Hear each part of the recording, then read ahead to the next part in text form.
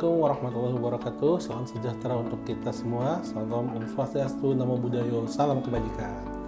Selamat siang kawan pajak. Selamat datang di podcast Meja Lipat KPP Wajib Pajak Besar 3. Pada hari ini, Rabu tanggal 19 Maret 2025, bersama saya Bagus Budiono, penyuluh KPP Wajib Pajak Besar 3, dan ditemani kali ini oleh Pak Johan Arianto. Selamat siang kawan pajak. Gimana Pak Johan? Sehat? Alhamdulillah sehat. Apa nih mau kita bahas nih? Nah, Pak Johan, siang-siang ini ya mungkin sambil ngabuburit ya Pak Johan? Iya. Ngabuburit. Karena pas masih ya, lama. Podcast Meja Lipat kita nih pas nih lagi di bulan puasa.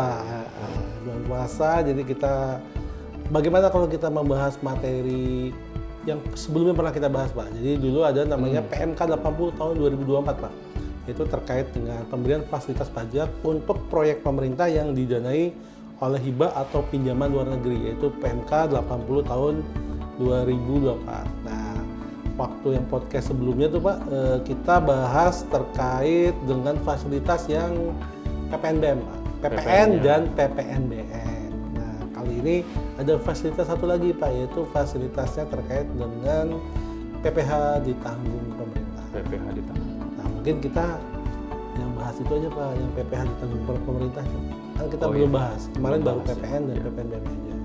Ya betul.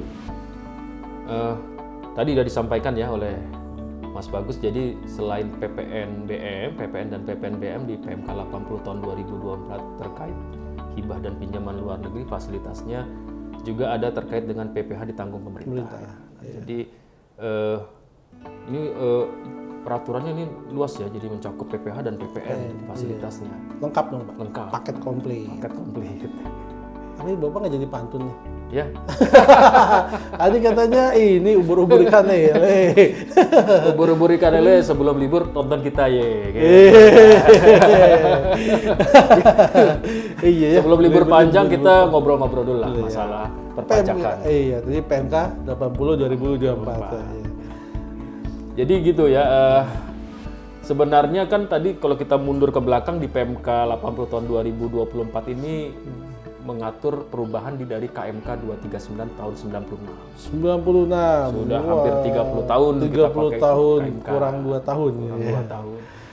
Nah, yang paling penting perubahannya itu adalah di PMK 80 ini lebih fokus mengatur proyek pemerintah. Proyek pemerintah ya, Pak ya. Perpajakan atas hibah atau pinjaman luar negeri atas proyek pemerintah. Jadi, uangnya dari pinjaman hibah luar negeri untuk proyek pemerintah. Berarti yang melaksanakan pemerintah. Otomatis. Subjeknya adalah kementerian, atau lembaga atau pemerintah daerah. Iya, pemerintah daerah sebagai penerusan dari proyek atau pinjaman. Dari itunya Pak ya, dari lembaga dan instansi pemerintahnya Pak. Kan pinjaman atau hibah masuk ke pusat ya. Iya, karena pinjaman via negara ya Pak ya. Oke, diteruskan. Nah, ini yang membedakan dengan di KMK 239. Kalau di KMK 239 tuh ada entitas lain yaitu BUMN dan BUMD sebagai penerusan tadi. Jadi kalau dulu definisi dari penerima pinjaman itu adalah BUMN, BUMD dan Pemda. Iya. Kalau sekarang hanya Pemda aja. Oh gitu. Berarti sekarang BUMN yang sudah dikecualikan ya, dikeluarkan dari PMK 80. Kalau teman-teman BUMN perlu diperhatikan ya perubahan ini sejak tahun berapa berlakunya bulannya? Kalau nggak salah 14 Oktober 2024 Pak. Nah, sejak 14 Oktober 2024 maka aturan KMK 239 yang mengatur penerusan pinjaman atau hibah itu termasuk BUMN BUMD sudah tidak ada lagi. Tidak bisa memanfaatkan lagi ya Pak. Fasilitas sudah tidak ada. Iya. Nah, gimana tuh kita untuk mendapatkan fasilitas PPH-nya nih? Wah, ini kan ini ya, tadi BUMN sudah dikeluarkan ya Pak ya, hanya instansi pemerintah, lembaga sama Pemda aja. Nah, tapi ada juga tuh Pak pintu masuknya Pak. Oh iya, pintu masuknya semua pinjaman, hibah ya kan. Nah, PHLN tadi harus melalui Direktorat Jenderal Pengelolaan dan Pembiayaan Risiko dulu Pak. DJPPR ya. Iya, harus ada di Kementerian Keuangan. Iya, harus dapat namanya surat penetapan atau nomor register dulu. Harus diregistrasi. Dulu. Jadi catat dulu nih, bener kan utang dari mana gitu kan. Jadi harus tertib dulu lah. Harus ya. tertib dulu. Kuncinya harus dapat nomor register dari DJPN. Kalau di luar itu berarti belum bisa masuk. belum bisa masuk. Nah, karena Dapatkan tadi fasilitas. input semua permohonan, dapetin fasilitas semua harus butuh nomor register tadi. Nomor register. Oke, tadi kan sudah ini ya, subjeknya tadi masih sama kecuali BUMN dikeluarkan, sama ada tambahan ya Pak ya, tadi ya, pemberi hibah juga bisa Oh, Pak. iya. Sebelumnya pemberi hibah nggak bisa, sekarang pemberi hibah bisa Pak. mendapatkan fasilitas. Ya. Sama objeknya Pak, barang Pak. Barang. Dulu cuma uang ya kan, kalau sekarang dapat juga barang dan jasa bisa masuk dalam kategori Karena kan fasilitas ini. hibah nggak mesti uang ya. Iya betul. Bisa langsung orang ngasih, ini hibah barang. Gitu, Iya. Jadi lebih diatur tegas. Gitu Iya, ya. jadi sekarang sudah nggak ada lagi ini ya, Pak, ya, apa dispute ya, Pak ya. Udah ada langsung jelas, oh barang sama jasa bisa nih masuk. Udah diatur. Terus siapa sih yang mendapatkannya, Mas? Yang mendapatkan Yang bisa dapatkan fasilitas ini? Iya. Itu kan orang bertanya-tanya nih, boleh juga nih fasilitas, tapi kalau siapa kita masuk nggak kriteria bisa dapat ini fasilitas gitu ya? Jadi yang dapat fasilitas itu yang terkait sama PPH-nya, Pak ya. PPH khususnya. Itu hanya kontraktor utama, Pak. Hanya kontraktor utama. Walaupun tadi ada 3 subjek ya, Iya. penerima hibah, kementerian lembaga, pemberi hibah, negara donor lah ya. Iya, betul. Satu lagi kontraktor utama, tapi yang dapat hanya kontraktor utama.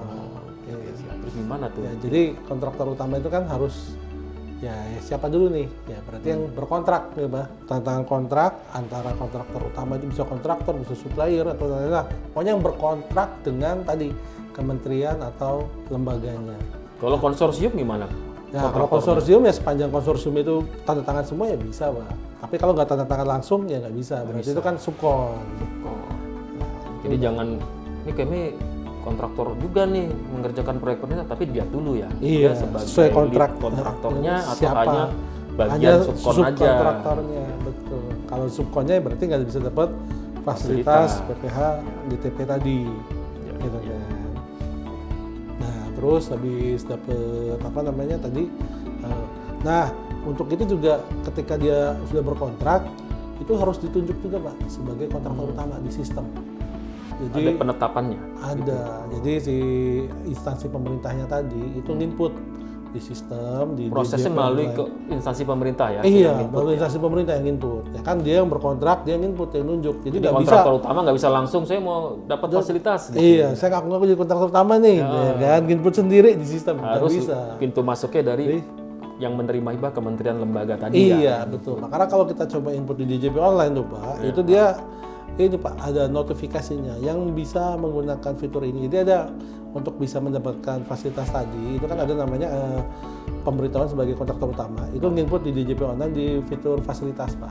DJP online fiturnya fasilitas Iya. fasilitas ya. Nah kan, habis itu kalau misalnya bukan instansi pemerintah, itu dia sudah kita udah nggak bisa nginput. Langsung ditolak lah gitu Iya. ya. Sistem menolak gitu. Sistemnya langsung nolak, kita langsung diblokir. Jadi nggak ada pertanyaan lagi ya, saya bisa atau nggak coba aja gitu. Kalau ditolak berarti saya nggak masuk kriteria itu gitu ya. Iya. Iya. Nah, jadi begitu tadi udah berkontrak sama kontraktor utama, kontraktor utama berkontrak dengan apa namanya kementerian atau lembaga, nanti kementerian lembaganya nginput, ngerekam ya kan, sebagai pemberitahuan surat keterangan sebagai Di kontraktor aplikasi tadi. DJP online. Di aplikasi DJP online. Kalau sudah direkam tadi, nanti kontraktor utamanya mengajukan permohonan surat keterangan fasilitas. Jadi setelah di-input dapat lah ya surat keterangan kontraktor utama itu ya. Dikasih ke kontraktor utama oleh kementerian lembaga, terus kontraktor utama mengajukan Iya, betul. untuk mendapatkan fasilitas. Ya, gitu. Jadi ada tahapannya ya, kain pajak ada level-levelnya gitu ya. Kementerian lembaga dulu, kemudian lembaga dapat surat keterangan kontraktor utama, diserahkan ke kontraktor utama, baru kontraktor utama mengajukan permohonan fasilitas. Ya, nah, nanti kalau udah dapat surat keterangan fasilitas PPH tadi, ya itu digunakan tuh Pak. Nah, Dimanfaatkan lah ya oleh kontraktor untuk apa aja tuh, Mas? Ya, ketika dia ini apa namanya? Membangun proyek tersebut ya lah ya. Iya, kan tentu kan dia kan dapat disuruh tuh, dapat uang dong. Ya kan, dapat uang. Kalau jual barang dapat bukti potong apakah PPH 23, kalau ngasih jasa dapat PPH kalau jual barang PPH 22, kalau ngasih jasa PPH 23 ya kan. Nah, itu kan harusnya kan dipotong pajak ya kan. Nah, itu dengan Bebas. Nggak bebas ya. Tadi DTP ditanggung pemerintah. Salah. Iya. Jadi bukan Begitu dibebaskan tapi PPH-nya ditanggung pemerintah. Jadi dengan nunjukin tadi surat keterangan fasilitas PPH tadi. tetap kepada kementerian lembaga ketika kementerian lembaga memotong itu ya. Iya, seharusnya memotong jadinya tadi dapat fasilitas PPh ditanggung pemerintah. Ya kan?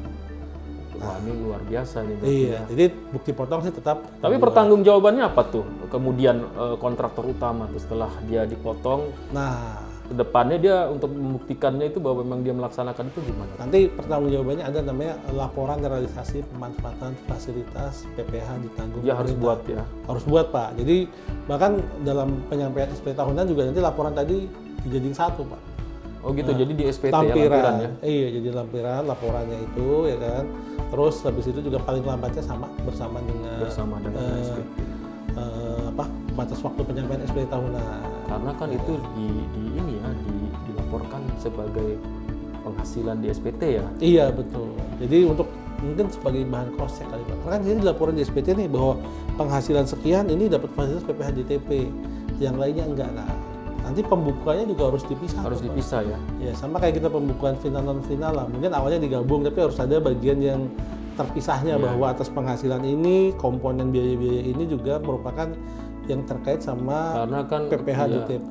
yang dibayar kan yang di DTP kan bukan termasuk yang ada pembayaran Yang pajaknya ya. Iya, betul. Ada fasilitas. Jadi harus dibuktikan memang penghasilannya sesuai ya. Iya betul. Jangan sampai yang bagian yang harus bayar pajak masuk ke sini. Iya. Wah, nanti malah rugi gimana? Negara makin tekor nih. Negara sekarang Jangan ya kawan pajak ya, Iya. jangan begitu ya. Nanti kalau dikoreksi repot. Gitu Repot betul. Nanti belum lagi nanti kena sanksinya ya Pak. Ya. Iya. Jadi harus dilakukan pembukaan secara terpisah ya Pak ya. Baik antara yang normal ataupun yang dapat fasilitas PPh DTP. Siap. Mungkin ada lagi Mas Bagus ya? Kalau misalnya mungkin ada perubahan atau apa mekanismenya mungkin? Nah tadi ya, setiap pengajuan permohonan tadi kan sangat mungkin ya Pak ya, ada salah, ya ada koreksi, ada nggak sesuai. Nanti itu bisa ada namanya penggantian, baik itu apa namanya atau pembetulan, pembatalan atau pencabutan. Ya tadi surat keterangan sebagai kontraktor utama atau bukti registrasi barang apa namanya BKP atau Karena DKP. kan proyek biasanya lama ya. Iya. Dalam perjalanan proyek itu bisa tahu ada perubahan. Ada perubahan, ada yang nggak sesuai, salah input, ya kan. Baik juga tadi ya, ada namanya surat keterangan tidak dipungut atau enggak surat keterangan fasilitas, sangat mungkin lah ada salah atau tidak sesuai. Jadi Karena nanti surat bisa, keterangan, pengetahuan saya surat keterangan itu sampai proyeknya selesai kan?